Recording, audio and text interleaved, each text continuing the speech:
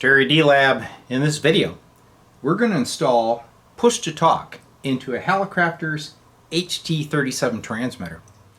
So the HT-37 is an all-time classic, great transmitter. The only thing that it lacks is push-to-talk on the microphone jack. To operate the transmitter, you either have to toggle the operation switch from standby to Mox, or you go to Vox, and then the audio from your microphone actually keys the transmitter by a push-to-talk relay that's in the back of the radio. That's RY1. My module is going to control that relay using the microphone input jack. It really simplifies the operation and it's easy to install. First step is to choose what type of microphone input jack that you want.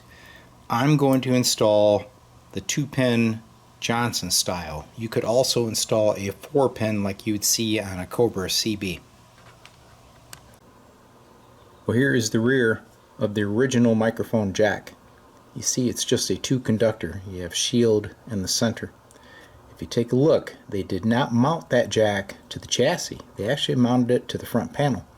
And there is a large diameter cutout behind it.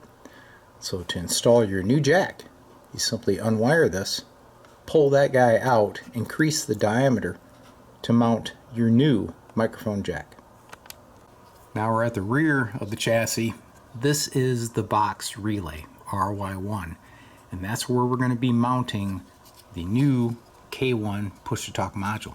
So it's going to go back here on the rear of the chassis, and the wiring will swing down to that relay coil. Word of advice: when you're pulling out this old mic jack, it will actually spin off from the front. Hold the nut on the rear. Don't attempt to try to get the nut out from the rear side. You'll struggle with it. Luckily, they didn't use a spline type of mic jack, so it will free spin and come out. Original mic jack is removed. You can see you kind of got a step in this front panel, but the new jack still will not clear, so you're going to take a stepper bit, open that up. I've got the radio propped up because I'm gluing in the push-to-talk module. There is the new 2-pin mic jack. And this is where the K1 module will sit. An RY1 coil is right behind it, so it should simplify the wiring. Okay, the module is wired in. You see my ground line coming over here to this lug. The 2.2K resistor shares the ground with that wire and then goes to the common of the first relay contact. If you look behind that, you'll see the little orange stripe wire going to the low side of the relay. The green wire is my 6.3 bolts, and I snag that off this terminal strip. The blue-white wire goes up to pin 2 of the push-to-talk mic jack. Right there's the back of the 2-pin mic jack wired up. Blue is push-to-talk, which is on pin 2.